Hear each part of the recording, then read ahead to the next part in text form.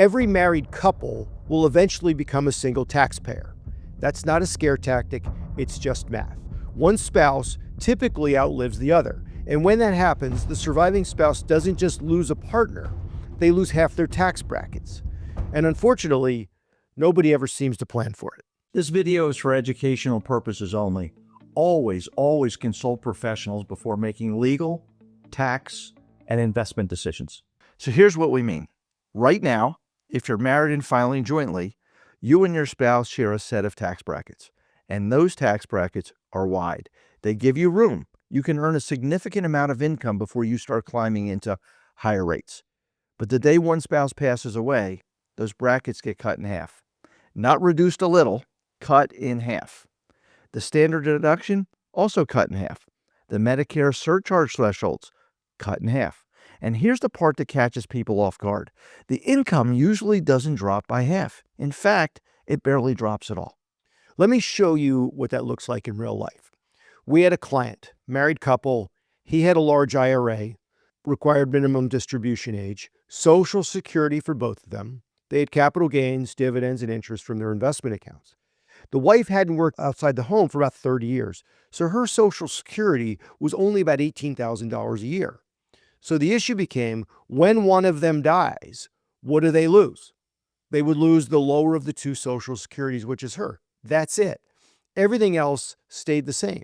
The required minimum distributions, they don't shrink. Capital gains, they don't stop. The dividends keep coming. But the tax brackets, they all get cut in half. So with nearly the same income crammed into these half-sized tax brackets, the tax bill has nothing to do but go up. And in some cases, it can nearly double. And it doesn't stop at income tax. There's something called IRMAA, the Income-Related Monthly Adjustment Amount. It's a surcharge on your Medicare premiums. If your income exceeds certain thresholds, you pay more, sometimes significantly more for your Medicare. Those thresholds also cut in half for a single filer. So the surviving spouse isn't just paying more income tax, they could also be paying hundreds of dollars more per month in their Medicare premiums on roughly the same income they had as a couple. It's a double hit. Most people never see it coming. And where we see that the Medicare surcharge is hitting is oftentimes the surviving spouse. When those brackets get cut in half, it collects a lot more taxpayers. So let's talk about something that hit home. Our dad passed away in 2019, and our mom in 2020 became a single taxpayer. Her income was roughly the same because all she lost was her lower Social Security income. She was like in the prior example, she hadn't worked outside the home in 30 years, so the income wasn't nearly as significant. But her tax bill, the amount of dollars she actually paid in tax the next year, nearly doubled. Now, fortunately for everyone, our dad planned for it. He spent years doing the work, Roth IRA conversions, strategic distributions, getting money out of tax-deferred accounts while the brackets were wide open and the rates were low.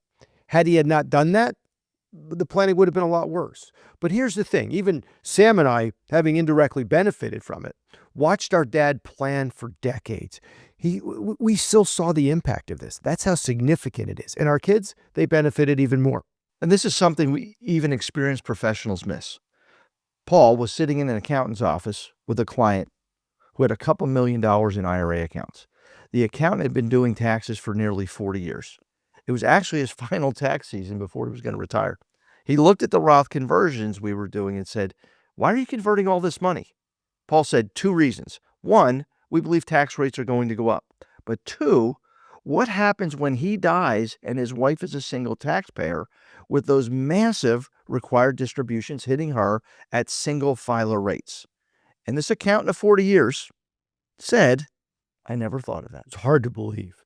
But this story isn't about one accountant. It's about a blind spot in how most people think about taxes.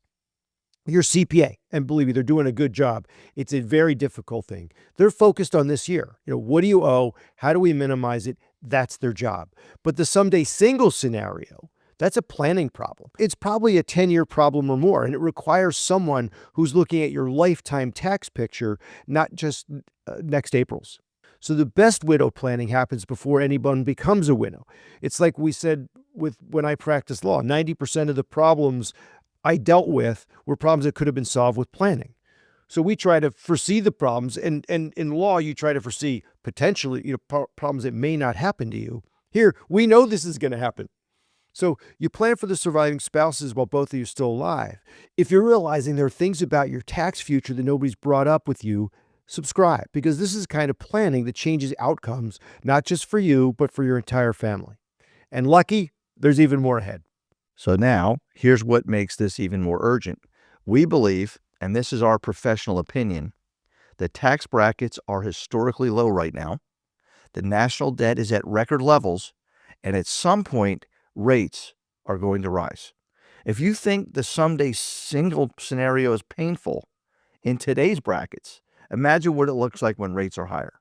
The window to act, to get money out of tax-deferred accounts, to convert to Roth, to fill lower brackets while they're still wide, that window isn't going to stay open forever.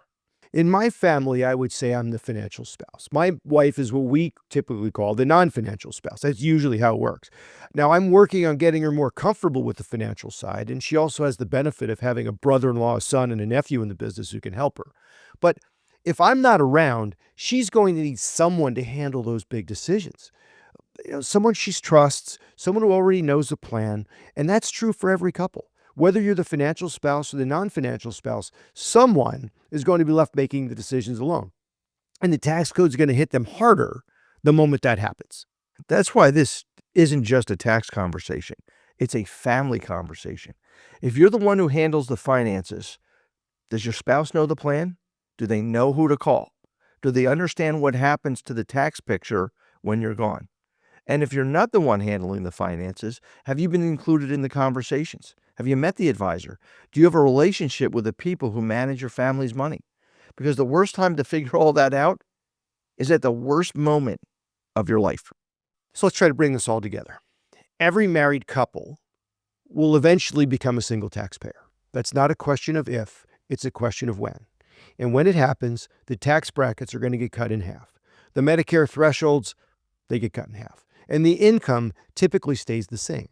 So the families that handle this well are the ones that planned for it years in advance. They converted monies to Roth while the brackets were wide. They took strategic distributions before they were mandatory. They made the tax code work for them while they still had the room to do it. The families that don't plan for it, they find out the hard way. A tax bill that nearly doubles. Medicare costs that jump, and a surviving spouse who's overwhelmed.